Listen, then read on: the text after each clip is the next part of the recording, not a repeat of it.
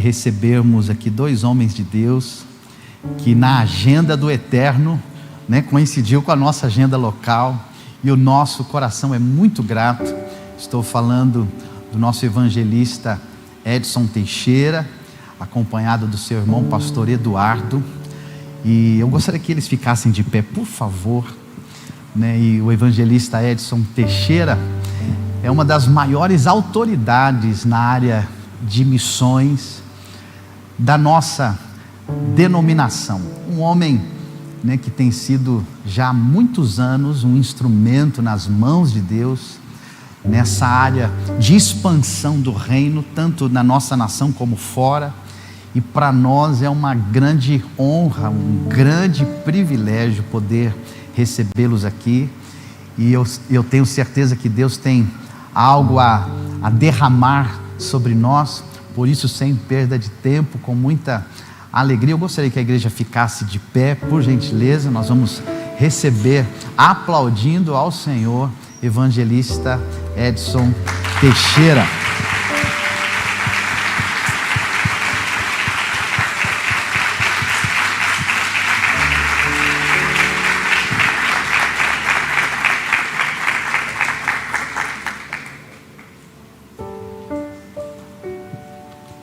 Queridos irmãos, paz de Jesus. Deixa eu dar um sorriso aqui. Ficou bonita. Olha a pessoa que está do seu lado com bastante carinho, dê um sorriso para ela. Até aquele que está de máscara pode dar um sorriso também. E diga: é bom você estar aqui nesta manhã. Aleluia. Oh, querido, muito obrigado, meu amado. Muito obrigado. Pode se assentar, por favor. Eu quero agradecer a Deus pelo privilégio de estar aqui com vocês nesta manhã. Obrigado, pastor Eliseu, sua esposa, sua família e o ministério local por me receber aqui com muito carinho, com muita honra. Receber meu irmão, pastor Eduardo. Obrigado a Simone, que tem feito essas conexões e a gente tem conversado, e com muito amor e com muito carinho. Ela tem cuidado das coisas da gente. Por falar dessas coisas, eu tenho aí alguns livros que eu trouxe para vocês. Inclusive um deles eu estou fazendo o lançamento. Fiz ontem à noite, ali na sede de São Miguel, do pastor Alexandre. E estou fazendo aqui hoje com vocês. Mas eu trouxe esse outro aqui também, Entre o Ouro e o Sopro de Deus. Esse é um dos melhores livros que eu já escrevi na minha vida. Eu trouxe para vocês essa é uma 5ª edição ampliada, chamado Desegipciação. Você não vai achar no dicionário essa palavra, ela é uma invenção minha, de ser desegipciados por Deus. Aí eu falo sobre o processo da escassez para a provisão. A maioria de nós só fica aí. Mas o processo não termina aí, é da provisão para a abundância. Então eu trabalho na mentalidade de mudanças de paradigma, de cosmovisão, de visão equivocada a respeito de Deus, a respeito dos planos de Deus para nós. Esse livro tem abençoado muita gente e não é à toa que ele já está na sua 5ª edição. E esse que eu lancei ontem, estou lançando com vocês aqui, é Do Criador à Criatividade. Estava vendo aqui um anúncio sobre o empreendedorismo. Esse livro é muito bom para esses tipos de reuniões. E eu trabalho em 6 capítulos desse livro. Primeiro eu falo sobre o Criador, depois eu falo sobre a criação, depois eu falo sobre a criatura, depois eu falo sobre a criatividade. No 5º capítulo eu falo sobre o criar atividade. E o último capítulo eu falo sobre 16 inimigos na nossa geração, inimigos da criatividade e que nos impede de criarmos atividades para o reino de Deus. Um livro que eu acredito que vai ser uma bênção para muitas pessoas. Então está aí, existe a possibilidade de você adquirir o combo, os 3 livros. Nós temos ali um QR Code, o nosso Pix, E também parece que há a possibilidade da igreja emprestar a maquininha para a gente. Você pode pagar lá e depois eles passam os valores para nós. A renda desse material é para abençoar o nosso projeto na nação do Paquistão. E eu vou mostrar daqui a pouquinho para vocês alguma coisa que nós estamos fazendo lá. Tá bom? Está aí feito o anúncio desses materiais, que é para abençoar esses projetos. Lá no Paquistão, que é o 8º país mais perigoso do mundo, para ser um cristão, nós estamos desenvolvendo um trabalho muito excelente lá. Desde 2014, nós trabalhamos nessa nação. A princípio, começamos a mandar Bíblias, trabalhar com dar alimento para os escravos. Depois eu fui para lá e começamos então a nossa igreja Paquistão para Cristo. Hoje nós temos uma igreja com aproximadamente 600 membros, que é a igreja sede. Isso é República Islâmica. Nós temos uma igreja Paquistão para Cristo com 600 membros e nós temos hoje mais 16 congregações que foram abertas no Paquistão. Então nós já somos somados mais de 1.500 cristãos naquela nação. Nós temos uma escola para as crianças que nós libertamos da escravidão. A nossa escola hoje tem 306 crianças. Nós temos o Ministério de Libertação dos Escravos. Nós já libertamos mais de 600 irmãos. Foram 85 famílias que nós já libertamos lá. Nós temos o curso de corte e costura para essas mulheres que nós libertamos. Já estamos terminando a 4ª formação, o 4º grupo de mulheres que estão sendo formadas. Hoje elas são donas do seu próprio negócio, não precisam mais viver de escravidão, vivem dignamente. As crianças colocamos na escola e o marido, nós compramos um tuk-tuk e nós colocamos os filhos na nossa escola. Temos também o nosso seminário, o centro de computação, tem um monte de coisa. Deixa eu mostrar rapidamente para vocês um vídeo da onde é que nós tiramos essas crianças. Eu não sei se deu certo, se a Simone pode me confirmar que está tudo certinho com os vídeos aí. Tem um pequeno vídeo de alguns segundos, que é para que vocês saibam de onde nós tiramos essas crianças, que depois então vocês vão vê-las, ver aonde que nós colocamos essas crianças. Não sei se o pessoal da mídia vai conseguir. Obrigado. Deixa eu. Tá saindo só ali, ó. Ali eu tô vendo. Mas aqui não. Esse homem que você vai ver com essas crianças, ele é o diretor da nossa escola. Aí para vocês terem uma noção, essa é uma fábrica de escravos, uma fábrica de tijolos. E as crianças, a partir dos 2 anos, já começam a trabalhar. Então, por isso que eles não têm estudo, eles são analfabetos e por isso eles não têm nenhuma expressão na sociedade, porque eles vivem assim. A escravidão é de 40, 50, 60 anos e passa de geração para geração. Esse é o diretor da nossa escola. Então aí, a gente vai, paga a dívida dos pais, liberta a família, aluga uma casa, compra um tuk-tuk, coloca a mulher na nossa escola. E essas crianças nós colocamos na nossa escola. Então eu vou mostrar para vocês algumas fotos, que é onde hoje nós colocamos essas crianças. Eu quero agradecer o pessoal da mídia por estar me ajudando. Hoje nós temos 10 salas de aulas. Quem olha para essas meninas não imaginam que há pouco tempo atrás elas estavam nas fábricas de tijolos. Elas eram escravas e hoje elas recebem 2 alimentações por dia. Elas têm seus uniformes, seus materiais escolares, curso de computação, e a nossa escola é bilíngue. Essas crianças não aprendem a falar e escrever só no Urdu, mas também em inglês. É maravilhoso conversar com essas crianças em inglês hoje, porque nós estamos formando uma nova geração. Aquela fila lá no fundo tem a 2ª, a 3ª e a 4ª, são 3 irmãs, que elas foram libertas também. Hoje elas já estão no último ano e logo, logo elas vão entrar na faculdade. Uma quer ser engenheira, a outra quer ser médica e outra quer ser uma policial feminina. É o sonho delas, já estão sonhando e o nosso lugar chama Centro de Realização de Sonhos. e nós já estamos preparando para que elas entrem na faculdade e vão ser pessoas extraordinárias nessa nação. Algumas delas, pode passar a próxima foto, por gentileza. Algumas dessas meninas, eu acho que é uma outra foto, pode passar. Aquelas que estão ali em pé e algumas outras aqui. A partir dos 8 anos de idade. Isso é uma lei no Paquistão.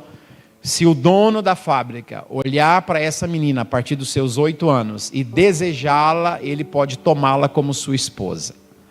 A partir dos 8 anos de idade. E ela é obrigada a se converter ao Islã.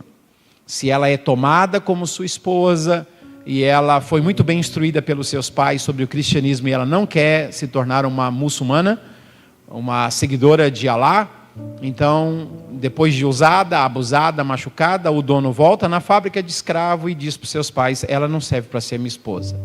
Então, essa menina com 8, 9 anos de idade já tem uma carta de divórcio.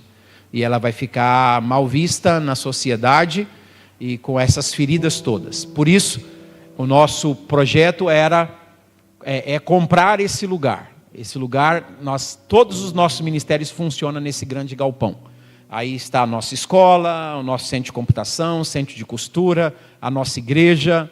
Está tudo funcionando aí. E os muçulmanos queriam tomar esse lugar da gente, queriam comprar, fizeram uma proposta, não porque eles tinham um plano com esse lugar. Quando eu falo muçulmanos, eu preciso explicar que são os muçulmanos radicais, porque não são todos os muçulmanos que são assim. A maioria dos muçulmanos são pessoas boas, pessoas de bem, mas infelizmente tem os movimentos radicais que acaba sujando o restante, e eles querem cumprir alguns textos do Alcorão de forma literal, e para se cumprir de forma literal precisa matar cristãos e judeus, que era na época da guerra em que Maomé tinha contra esses grupos de pessoas. Então tem que imputar terror para que esses versículos possam ser cumpridos. Infelizmente tem alguns radicais que fazem isso. Então eles queriam comprar esse lugar e nós fomos para lá em dezembro. E Deus é o Deus do ouro e da prata, não é verdade? Deus é um Deus muito rico. Você pode dizer para o seu irmão: Deus não tem falta de recursos, Deus é rico. Deus é muito rico. E a maioria da riqueza de Deus, ou parte da riqueza de Deus, está guardado lá na sua conta bancária. Pode ter certeza disso. Então Deus não tem dificuldade com o dinheiro. O dinheiro dele está na nossa conta, o dinheiro dele está por aí. E a hora que ele quiser mover, ele move, ele toca num coração. Ele sensibiliza. Eu precisava construir essas 10 salas de aulas, eu não tinha dinheiro. Aí um pastor me ouviu pregar e falou: tem uma oferta lá para construir essas salas de aula. E colocou 200 mil reais nas minhas mãos para eu construir as salas de aula. E aí o dono pediu 1,5 milhão de reais nesse prédio. Como é que eu vou arrumar 1,5 milhão de reais? Não tenho. Mas eu falei para ele: segura aí que eu vou, chegando aí em dezembro, eu estou comprando esse lugar.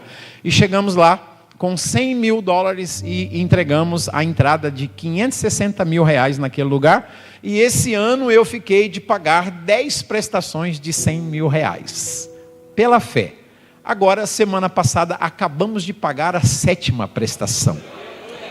Deus não tem problema com o dinheiro, irmãos. A obra é dele, é ele que cuida. Eu não estou trabalhando para o meu nome, nem estou trabalhando para comprar coisas no meu nome. Eu estou cuidando dos filhos de Deus. E ele vai cuidando. Quando você trabalha para você, então toma cuidado para não colocar o nome de Deus na jogada. Agora, quando você trabalha para ele, é ele que assume tudo, é ele que cuida de tudo. E logo, em dezembro, estamos levando uma caravana para lá. Pastor Eliseu, temos 4 vagas. De 23 a 30 de novembro, nós estamos levando uma caravana, porque em outubro a gente termina de pagar, e em novembro nós vamos fazer uma festa imensa, porque esse lugar agora não é mais alugado, mas pertence à igreja do Senhor Jesus. Você pode aplaudir Jesus por isso, por favor? Glória a Deus. Então, olha só, a gente tira essas crianças. Pode passar, por gentileza, coloca nesse lugar tão limpo, tão bonito, tão arrumado. Essas crianças nunca brincaram com parquinhos, com alguma coisa, nunca tiveram nada. E nós conseguimos montar um parque nesse lugar. Tem um pequeno vídeo de alguns segundos, só não se escandalizem, por favor. Olha lá. É lugar para 4 crianças, tem 15, né? Meu pai, olha aqui, ó. Ali a gente tem metralhadora com segurança. E hoje nós compramos todo esse lugar. e pertence ao Senhor Jesus. Graças a Deus por isso. Eu tenho um vídeo de uma família. Nós temos 85 famílias que foram libertas da escravidão. Cada família é uma história. E eu tenho um vídeo aqui. Eu não sei se eu mostrei para vocês um vídeo de uma família que foi liberta da última vez que eu estive aqui. Eu mostrei para vocês? Eu acredito que não. Vocês me dão 4 ou 5 minutos para eu mostrar esse vídeo para vocês? E aí eu já vou à palavra. Então vamos ver esse vídeo, que é uma das 85 histórias que nós temos de libertação nessa família. Vamos ver.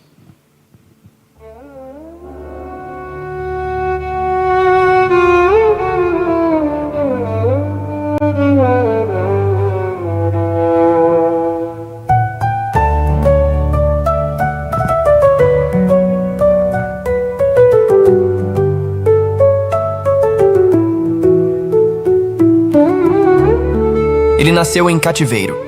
Por 45 longos anos, seus pais viveram e morreram como escravos. Quando faleceram, o filho foi obrigado a herdar a dívida esmagadora deixada por eles. Durante 22 anos ele trabalhou em servidão, até que, já marido e pai de 3 pequenos filhos, encontrou coragem para fugir com a família para a cidade mais próxima em busca de liberdade. Mas a liberdade teve um preço doloroso.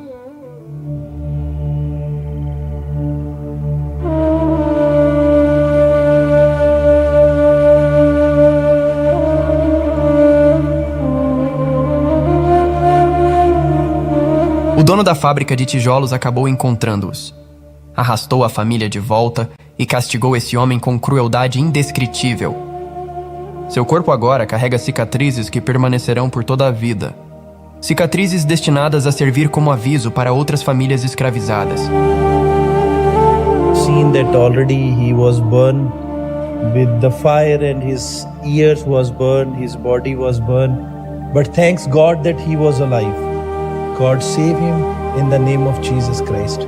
And he was making the bricks from since when he was born here.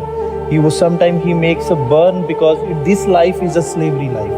This life is a very baddest life, especially in Pakistan and in many other countries. So still the peoples are the Christian families, they are working under the slavery.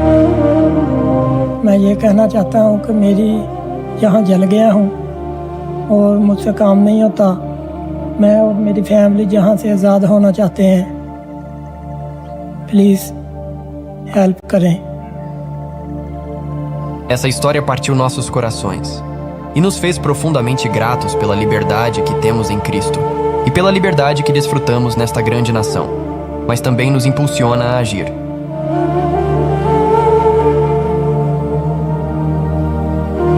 Aqui na Agape Missions Outreach, estamos trabalhando para reunir os recursos necessários para libertar essa família, de uma vez por todas.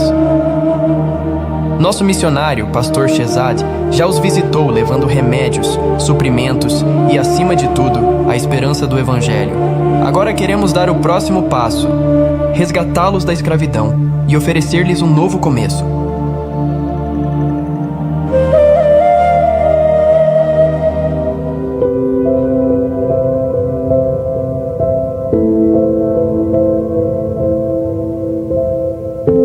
Praise the Lord once again. The church message of peace. I'm so thankful to you once again, Pastor Nasrino. Mehboob's debts is paid.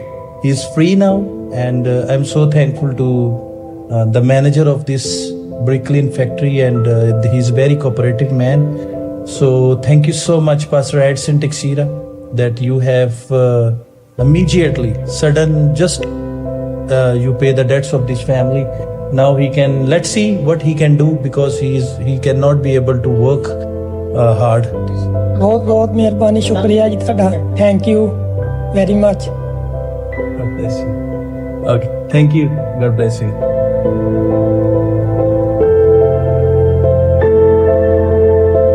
Aí a dívida está sendo riscada, está sendo paga por toda a família e eles estão libertos para a glória de Deus.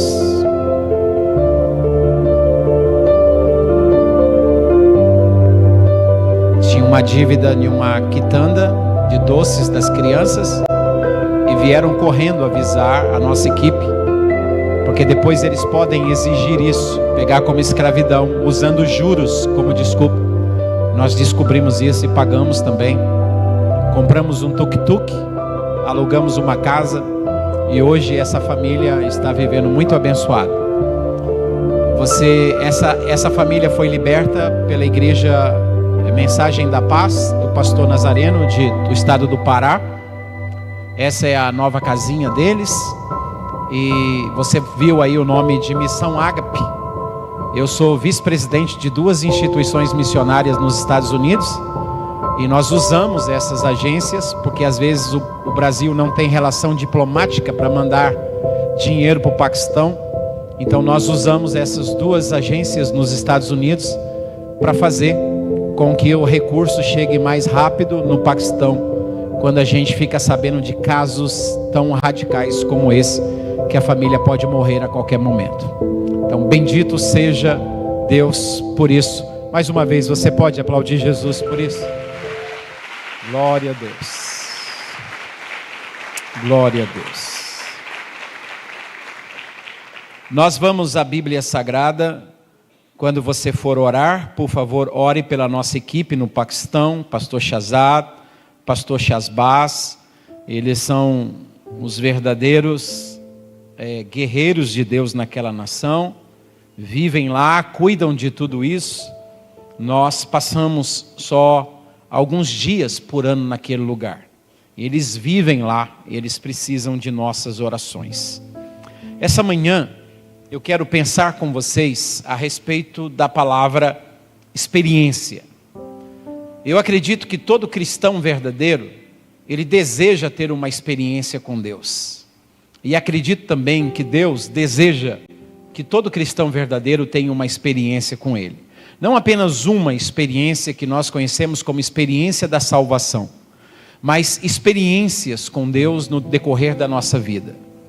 Se você pegar a palavra experiência, não no português, mas no latim, que é a palavra experientia, você vai perceber que no latim, essa palavra é a junção de 3 sufixos. Nós temos o primeiro sufixo, que é a palavra eis, e eis significa para fora. Eis significa expulso, que não pertence mais. Esteve, mas agora não está. Foi, mas agora não é.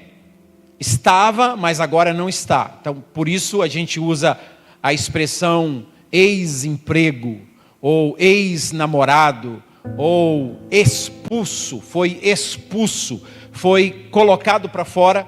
Sempre é acompanhada desse sufixo eis, que significa para fora. E o outro sufixo dessa palavra é a palavra peri. É esse sufixo peri. E esse peri no latim significa perímetro. Vem de campo de atuação. Também a outra palavra que é usada para definir perímetro é limite. Então, quando eu pego já esses 2 sufixos, eis, peri, significa que alguma coisa vai ser colocada para fora do seu perímetro. Alguma coisa vai ser colocada para fora do seu limite. E enche-a significa conhecimento. Então, ter uma experiência com Deus, é necessário você ser colocado para fora do seu limite. É necessário você ser colocado para fora do seu círculo, do lugar aonde você domina, do lugar aonde você conhece a cultura, conhece o idioma, conhece o nome das ruas, conhece os vizinhos, conhece, vamos dizer na nossa linguagem, as quebradas, os lugares que você pode andar com cautela ou mais sossegado. Você não tem dificuldade alguma porque você está no seu domínio. Você tem liberdade de se mover você não tem dificuldade de comer aquela comida, você não tem dificuldade de assimilar aquela cultura porque ela é sua, você não tem dificuldade de falar aquele idioma porque é o seu, desde que você nasceu, é a sua língua materna. Você não tem dificuldade de respirar aquele ar porque você é dali. Não existe nenhum choque para você, porque você está no seu ambiente. E a razão porque muitos de nós não temos experiências com Deus, não conseguimos ser pessoas criativas, ou não conseguimos ser pessoas que criam atividades, é porque nós não temos coragem de aceitar o desafio de sairmos dos nossos limites. Nós não temos coragem de sair daquilo que nós conhecemos hoje como zona de conforto, porque aqui eu estou em casa, aqui eu sei administrar, aqui eu domino, aqui eu mando, aqui eu sei tocar, aqui eu sei me mover, aqui eu estou seguro, aqui eu estou em terra firme, porque esse é o meu território. E essa é a razão porque a gente não cresce. Estamos há 5, há 10, há 15, há 20, há 30 anos na igreja, mas a gente não tem experiências com Deus, a gente não tem histórias para contar, a gente não tem aventuras para contar para a próxima geração. A nossa vida é sempre a mesma mesmice. Eu não estou falando de fidelidade, eu estou falando de produtividade, de experiências com Deus. A nossa vida sempre vive a mesma mesmice. Por quê? Porque quando Deus começa a soprar o vento, quando Deus começa a criar circunstâncias para colocar a gente para fora do nosso perímetro, porque a gente vai para um lugar que é desconhecido, a gente vai colocar o pé em um outro lugar, em uma outra cultura, em um outro espaço geográfico, uma nova forma de pensar, uma nova forma de trabalhar, uma nova forma de se enxergar a vida, a gente tem medo. Então a gente recua e diz: Deus, tá bom aqui. Tudo que o Senhor já me deu, eu estou muito agradecido e eu não preciso de mais nada. Então a gente gosta do nosso territóriozinho. A gente gosta do nosso pequeno perímetro. Estou feliz aqui com a minha casinha, com o meu apartamentinho, com o meu carrinho, com o meu ministériozinho, com o meu salarinho, com o meu cachorrinho, com a pulguinha pequenininha do meu cachorrinho. E se vive, assim é o nosso mundinho. Quantos estão me entendendo, por favor, diga amém. Então experiência é Deus tirar você do seu perímetro. E isso assusta. Porque Deus não revela para você o próximo passo. Deus vai exigir de você fé e obediência. E a gente, para sair do nosso perímetro, nós queremos garantias. E com Deus, não tem essas garantias de um contrato, de uma empresa. Aonde é que eu vou morar? Como é que vai ser a escola para os meus filhos? Como é que vai ser o meu salário? Como que são os vizinhos naquele lugar? Como que é essa empresa? Quais são as garantias de que eu vou ser próspero? Quais são as garantias de que eu vou me acostumar a esse novo espaço geográfico? Com Deus não existe essas garantias. Isso é empresa. Isso é visão empresarial. E muitos de nós não avança porque a gente enxerga o reino de Deus como uma empresa. A gente quer garantias que Deus diz: não, comigo não tem essas garantias. Você precisa ser obediente. Eu honro quem anda em obediência. Ele dá uma garantia para nós. E é a única que a gente precisa. A garantia que Deus dá para nós é: Edson, você não conhece o que vai acontecer para fora do seu perímetro, mas eu te dou uma garantia. E D.L. Moody expressou isso de uma forma melhor, eu não encontro uma expressão melhor do que a frase de D.L. Moody, quando ele escreveu no rodapé da sua Bíblia, em um livro chamado Anotações da Bíblia de Moody, e ali no rodapé da sua Bíblia, ele escreveu assim: eu não conheço os caminhos pelos quais ele me guia, mas eu conheço muito bem o meu guia. Você não precisa de mais nada. Você não precisa de mais nada para ter uma vida bem-sucedida nessa terra. Você não precisa conhecer os caminhos pelos quais Deus te guia. Só precisa conhecer os caminhos quem não conhece o guia. Eu não conheço o guia, então eu preciso ter garantias. Mas se eu conheço quem é o meu guia, eu não preciso conhecer os caminhos pelos quais ele me guia, porque eu sei quem é o meu guia. Ainda que eu ande pelo vale e sombra de morte, eu não temerei mal algum, porque tu estás comigo. Você quer melhor garantia do que isso? Eu não sei os caminhos pelos quais Deus vai me guiar, mas eu sei que é Deus que está me guiando, e é essa certeza que eu tenho no coração. Eu não conheço, e eu nem preciso conhecer. Isso está o texto que eu pedi para os irmãos me ajudarem aqui, Gênesis 12, versículo 1. Ora, disse o Senhor Deus a Abrão: sai da sua terra, da sua parentela e da casa dos seus pais. É sair. Deus tem coisas grandes para fazer em Abraão. Gênesis 12, versículo 2 e 3.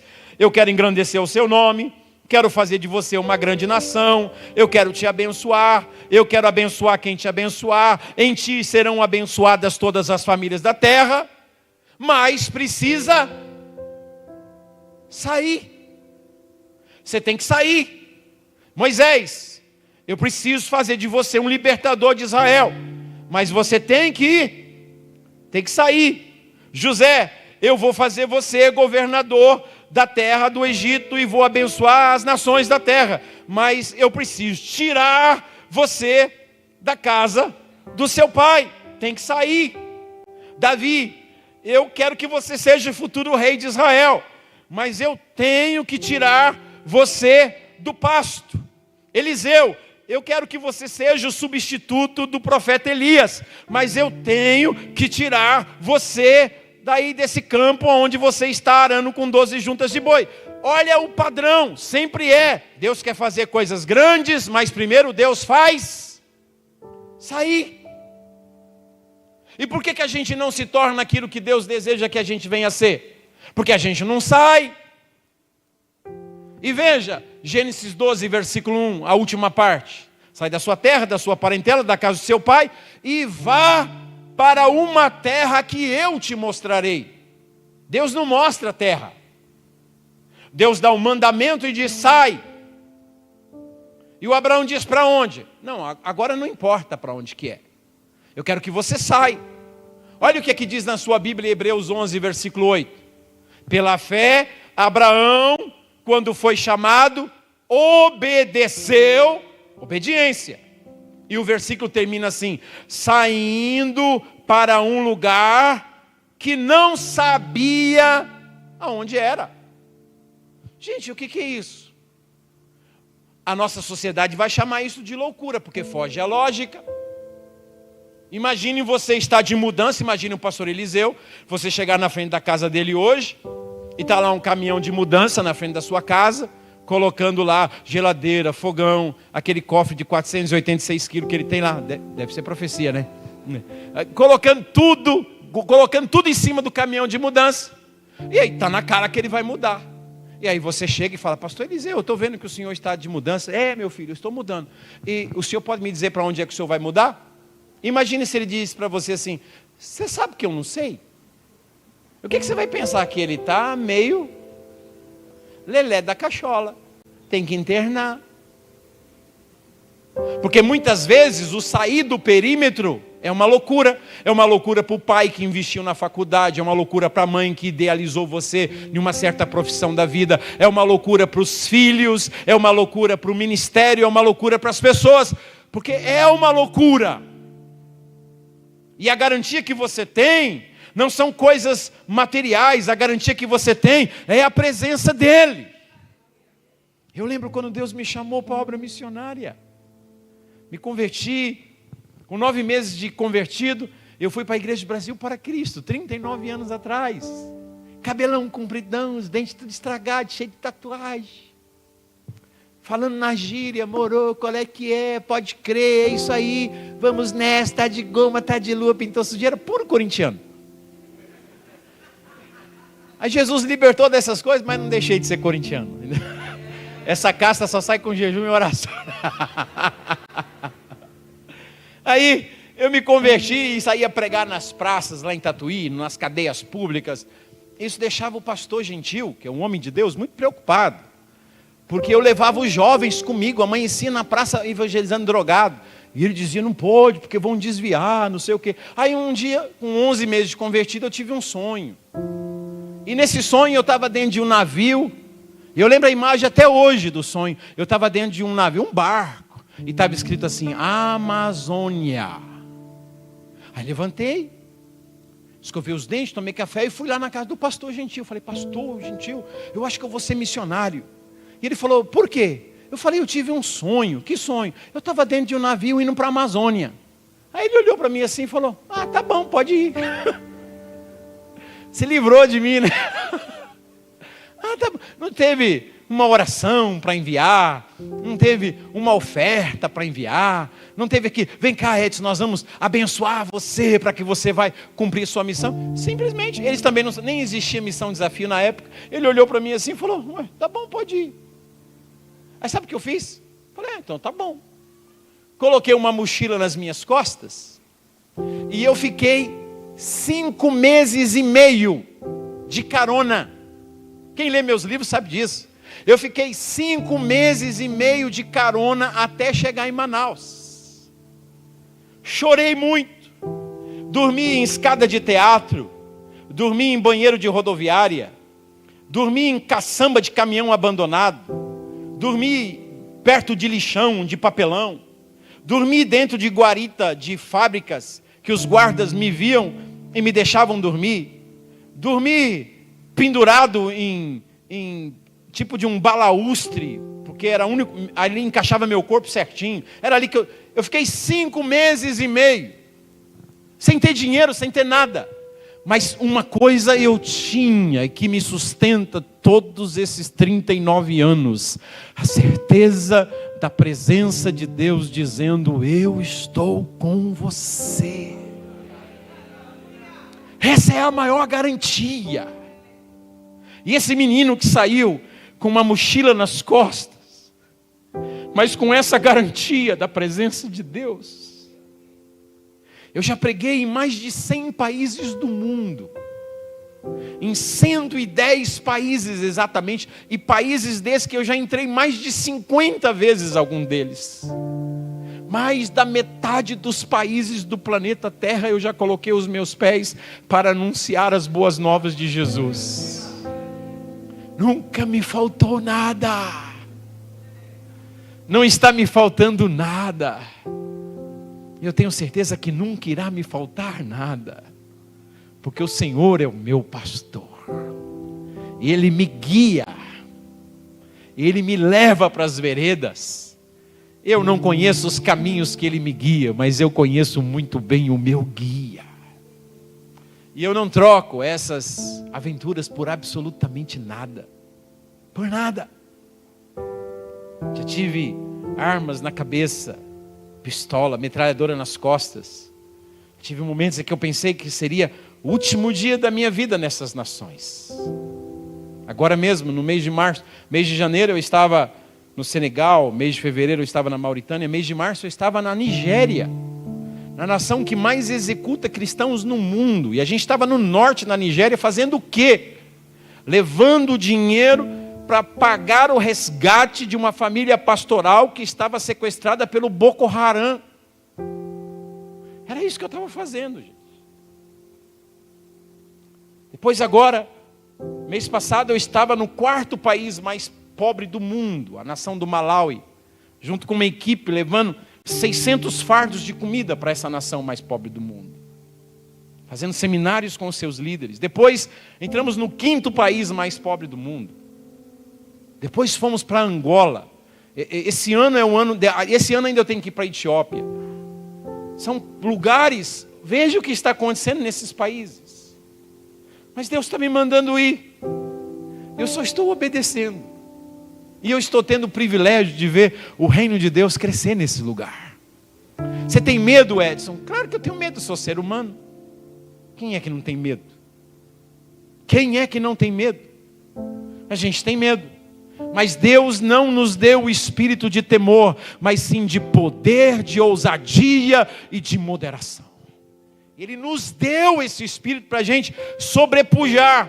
Eu não vou ter medo de obedecer o passo que Deus está me dando, porque eu vou ter uma êntia, eu vou ter um conhecimento, eu vou ter uma experiência com Deus por lá de fora da minha zona de conforto, e eu vou crescer. E quando eu crescer, eu vou olhar para a minha antiga zona de conforto e vou dizer: meu Deus, era aquilo que me prendia. Que bolha era essa que eu estava? O que eu estava fazendo da minha vida? Mas você nunca vai sair do seu perímetro se você não aceitar o desafio de Deus. Se você ficar colocando condições.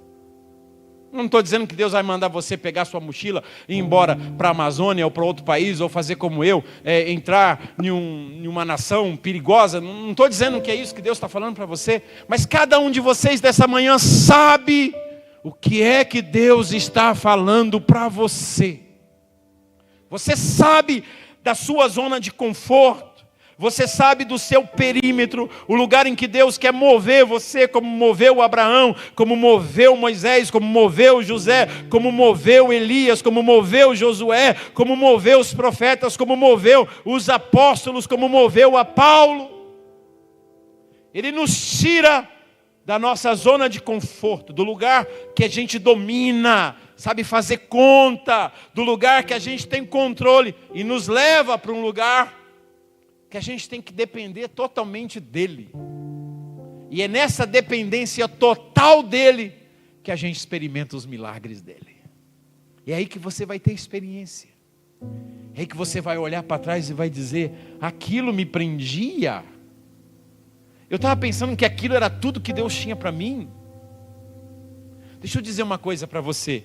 Quando Deus manda você sair, deixa eu usar aqui parece um erro de português, né? Sair para fora. Está lá em João, capítulo 11. Lázaro saia para fora. Tem uma tradução que fala isso, né? E lá em Lucas 12 fala: sobe mais para cima. Então tem algumas coisas no português na Bíblia que precisa mudar, também precisa corrigir. Mas quando Deus te chama para sair, na verdade é um sair de si mesmo. É um sair de suas limitações para você entrar nele, que é um Deus ilimitado. É para você sair daquilo que te prende e para você entrar naquele que te liberta. É para você sair daquilo que você não pode fazer, para você entrar naquele em que você pode todas as coisas, porque ele te fortalece. Você sai de suas limitações, sai de sua comodidade, e você entra em uma dimensão sobrenatural e ilimitada. Porque Deus não é preso no tempo e no espaço, Deus é atemporal. Deus não está limitado naquilo que nós vivemos em tempo e espaço. Deus é atemporal, Ele está fora do tempo, Ele está fora do espaço. Deus é soberano e Deus chama você para entrar nele. E aí você não depende de tempo e de espaço. que você pode olhar para a conta bancária e dizer, não tem dinheiro. Você pode olhar para as circunstâncias e dizer, a porta está fechada. Você pode olhar para as coisas materiais e dizer, não tem recurso. Mas se você entrou na dimensão de Deus, você vê os 5 pães e os 2 peixinhos sendo multiplicado e a multidão lá fora sendo alimentada e ainda sobrando 12 cestos cheios. Você vive em uma outra dimensão, porque você teve uma experiência com Deus. Então, essa manhã eu vim aqui para mexer com vocês nessa área. Quantos de vocês, Deus está dizendo, eu quero ampliar o seu território, eu quero multiplicar, eu quero te prosperar, eu quero te fazer crescer, eu quero te, como Abraão, tem coisas extraordinárias para você, Abraão. Mas você precisa sair. E à medida em que Abraão ia caminhando, ele faz um altar em Siquém e continua caminhando, faz um altar em Betel e continua caminhando, e faz um altar em outros lugares e continua caminhando, e ele vai caminhando. Ele continua caminhando, até que Deus chega e fala, todo lugar que você está pisando, onde você andou, eu vou te entregar essa terra será sua e da sua descendência. E aí então o Abraão faz o quê? O Abraão monta uma tenda.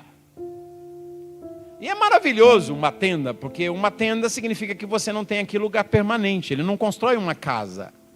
Quem constrói a casa é Gênesis capítulo 13. O Ló constrói uma casa. Ele tem porta que ele fecha. Os anjos tentam arrombar a porta da sua casa. Ele firma a residência em Sodoma e Gomorra. O Abraão disse, não, eu vou viver em tenda.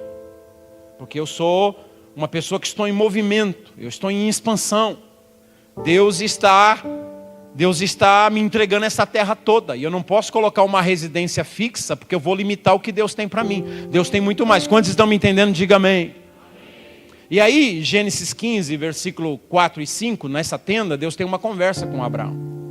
E a conversa de Deus com Abraão é, Abraão, o seu galardão vai ser muito grande, eu vou te abençoar. E o Abraão diz assim, Deus, o que adianta o Senhor me dar um grande galardão, me abençoar, se eu não tenho filhos? Se o Senhor me enriquecer muito, o herdeiro das minhas riquezas vai ser um servo nascido na minha casa, Eliezer o Damasceno. É ele que vai herdar tudo, porque eu não tenho um filho. E aí Deus diz, Abraão, o teu herdeiro não vai ser esse servo. Você vai ser pai, Sara vai ser mãe, o seu herdeiro vai nascer de você. Você vai ter um filho. Então Deus sabe que a nossa mente, ela funciona, ela acredita nas promessas a partir de memoriais. Não basta Deus fazer promessas. Deus tem que estabelecer memoriais. Deus prometeu, Abraão, eu vou te dar um filho. Mas diz o versículo 5 de Gênesis 15, então Deus o levou para fora. Leia aí para você ver. Então Deus o conduziu para fora de sua tenda. Porque a tenda é como essa igreja aqui hoje. Eu olho para trás, eu não consigo ver o que tem atrás dessas paredes. Eu olho para o lado, eu olho para cima. Eu não consigo, essas paredes me limitam. Tem muita coisa para o lado de fora. Mas eu não consigo ver porque eu tenho paredes que me limitam. Uma tenda é assim. Deus tem muita coisa para mim para o lado de fora. Mas eu só vou enxergar quando eu sair das minhas limitações. Quando eu conseguir ser tirado para fora de minha tenda. Então eu vou conseguir tirar uma espécie de uma fotografia. Deus vai colocar um memorial na minha mente. Quando Deus diz, olhe para as estrelas do céu, conte se você as pode contar. Assim será a sua descendência. O que é que Deus está fazendo? Deus está como que tirando uma foto e guardando essa foto na memória. Toda promessa de Deus é acompanhada de um memorial. Noé, nunca mais eu destruirei a terra com água. O que Deus vai fazer? Um memorial. Qual que é o memorial? O arco-íris. Toda vez que você vê chuvas torrenciais vindo sobre a terra, durante o dia você vai ver um memorial. O que Deus está dizendo? Não se preocupem, não vai vir mais dilúvio. Eu não destruo a terra mais com dilúvio. Noé, você pode se espalhar por toda a terra. Você não precisa ter medo de ficar perto da arca, porque se vier uma outra enchente, você tem uma arca que vai salvar você. Não vai mais ser necessário. E eu faço essa promessa para você, e para fazer você lembrar da promessa, eu coloco um memorial nas nuvens. Tem um arco nas nuvens. E agora aqui em Gênesis 15, Deus está pegando as estrelas do céu como memorial. Se eu pegar esse meu celular aqui, e como eu vou fazer agora, e tirar uma selfie com vocês, ó, tirei uma selfie. A igreja do Jardim Helena, meu amigo pastor Eliseu. Essa foto está onde agora? Está na memória. E se eu acessar daqui uns dias a minha memória do meu celular, e eu vou ver essa foto, eu vou lembrar da mensagem que eu preguei aqui hoje. Eu vou lembrar da comunhão que eu estou tendo com vocês aqui. Porque esse memorial me faz lembrar. Fica guardado na memória. Deus trabalha assim. Deus faz promessas e Deus estabelece um memorial. Todos nós precisamos ter memoriais, irmãos. Eu tenho memoriais particulares, eu tenho memoriais coletivos entre nós. Quando a gente se assenta numa ceia, para participar da ceia. Gente, ali está um memorial que é nosso. É um memorial, fazer isso todas as vezes em memória de mim. É um memorial que nos faz lembrar do que Jesus fez por nós no passado, morreu por nós, do que Ele está fazendo por nós no presente, Ele vive em nós, e do que Ele fará por nós no futuro. Ele voltará para nos buscar. Isso é a ceia, nos faz lembrar. É um memorial em 3 dimensões, passado, presente e futuro. Mas a gente precisa ter memoriais pessoais. E eu tenho.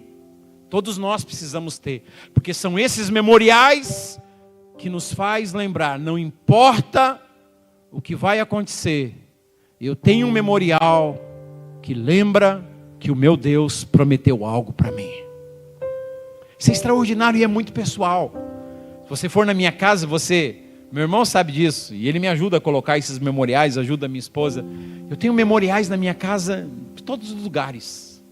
Memoriais de coisas do passado, memoriais de nações aonde eu fui, memoriais principalmente de continentes asiáticos e africanos, porque eu vejo aquilo e eu oro o tempo todo. Cada vez que eu vejo um daqueles memoriais na minha casa, eu preciso orar pela Nigéria, eu preciso orar por Moçambique, eu preciso orar por Marrocos, eu preciso orar pelo Egito. Cada memorial daquele me faz lembrar do que aconteceu no passado e do meu compromisso de orar por essas nações.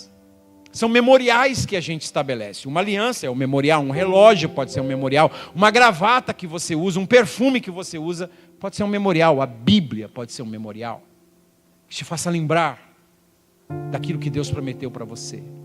E aí Deus diz: sai, Abraão, sai da tenda, porque eu vou te mostrar algo extraordinário que você não imagina. Então nessa manhã, eu vou fechar minha Bíblia, senão eu não paro de pregar. Mas nessa manhã eu vim aqui para dizer para você que Deus precisa te colocar para fora do seu círculo. Se você deseja conhecer Deus, não estranhe se Ele começar a criar circunstâncias como a mãe águia, que precisa, seus filhos são águia. Eles não são galinha, eles são águia. Eles precisam aprender a voar. E o que a mãe águia faz? Começa a colocar espinhos no ninho. Porque se depender dos filhotinhos, eles vão ficar ali confortável no ninho, está tão gostoso aqui. Aí a mãe águia vem com aqueles espinhos que ela pega das montanhas de outros lugares, e ela vai colocando espinhos no ninho, até que a águiazinha pequenininha se sente tão incomodada que ela tem que pular do ninho. E aí é pulando do ninho para o desconhecido que ela aprende que ela tem potencial, ela pode voar. Aí ela nunca mais quer voltar para aquele ninho. O que eu estava fazendo lá? Eu posso voar. Então não estranhe se Deus começar a usar circunstâncias, dificuldades, problemas, lutas. Se você sabe que Deus é soberano, agradeça a Ele e diga: Senhor, o que Tu queres fazer na minha vida? E Ele vai te responder: eu quero que você tenha uma experiência comigo. E quando você tiver essa experiência fora do seu limite, você vai entender que você não trocaria isso por nada. E eu falo, claro, sempre num aspecto ministerial, porque eu sou missionário, eu sou pregador, mas esse sair da sua tenda pode ser na área empresarial, na área comercial, pode ser na área de relacionamentos, pode ser em tantas áreas. Deus quer ampliar, mas você está com medo de sair da sua zona de conforto. Você tem medo de perder o controle, porque você só diz que crê em Deus, mas não acredita que Ele controla todas as coisas. Você só acredita que Deus controla porque você controla. Porque o dia que você perder o controle, você entra em desespero. Porque na verdade você não acredita que Deus controla todas as coisas. Mas como José, não tenha medo. Se Deus está te movendo, pode ter poços no caminho, pode ter prisões no caminho, pode ter abandono no caminho, mas saiba, cada vez mais você está perto do trono. Você está perto do trono. Logo, logo o anel virá para as suas mãos. Quero convidar você a ficar em pé, eu quero orar com você. Eu pedi permissão ao pastor de vocês, porque o combinado é que eu ficaria para a gente poder almoçar juntos, mas eu perdi um amigo muito querido. Eu vou ter que sair daqui a pouco, dirigir 700 quilômetros para chegar, para consolar a viúva, o filho, os parentes. Então eu vou ficar só mais alguns minutos aí, por causa dos meus livros, e depois, pastor Eliseu, obrigado por me liberar, para eu poder estar lá, estar com a família desse meu amigo, um grande mantenedor dos projetos missionários. Ele partiu para estar com o Senhor, e ontem no velório eu tive que mandar representantes, mas hoje eu vou viajar o dia inteiro para estar lá. Então, obrigado pelo carinho de vocês. Curve a sua cabeça, feche os seus olhos. Pai, essa manhã é uma manhã que o Senhor separou para nós. Eu acredito que Tu és um Deus que pega o rotineiro, que pega o ordinário e transforma em algo extraordinário. Moisés pastoreava sobre aquele lugar durante 40 anos. As sarças sempre estiveram lá, as ovelhas sempre estiveram lá. Era mais um dia comum, mas porque o Senhor se fez presente, aquela sarça ganhou um novo significado. Aquela terra passou a ser chamada de Terra Santa, porque o Senhor se fez presente. O Eliseu estava arando com 12 juntas de bois, como um dia normal, é mais um dia de trabalho. Era algo natural, mas porque o Senhor passou ali, aquilo se transformou em sobrenatural. Olha para nós nessa manhã. Para muitos de nós é mais um culto, mais um momento em que nós estamos aqui. Mas o Senhor pode tornar essa manhã sobrenatural na nossa vida. A bicicleta que nós pedalamos, o carro que nós dirigimos, o computador que nós mexemos e trabalhamos, o celular que nós manuseamos, a cozinha, o motor do carro que a gente arruma, tudo isso são coisas naturais. Mas se o Senhor visitar,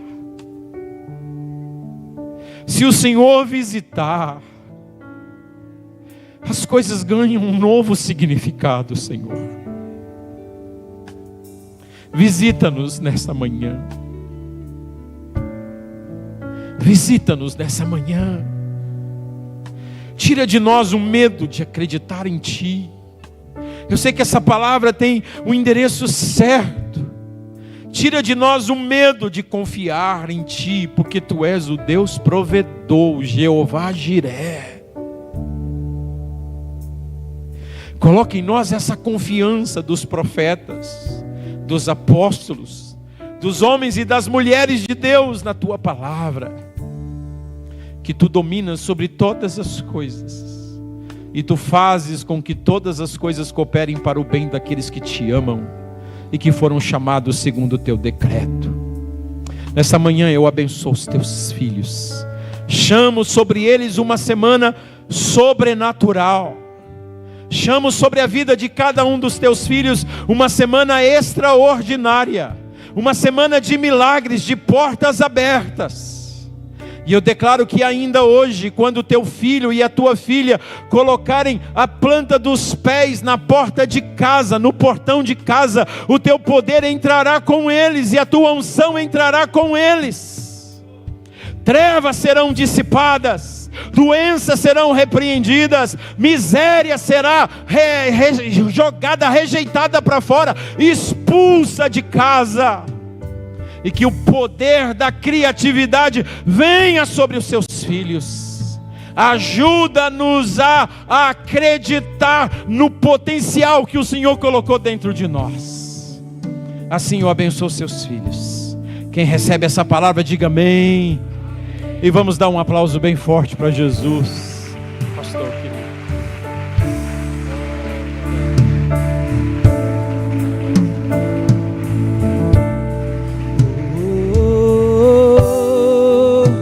Eis-me aqui, rendido estou.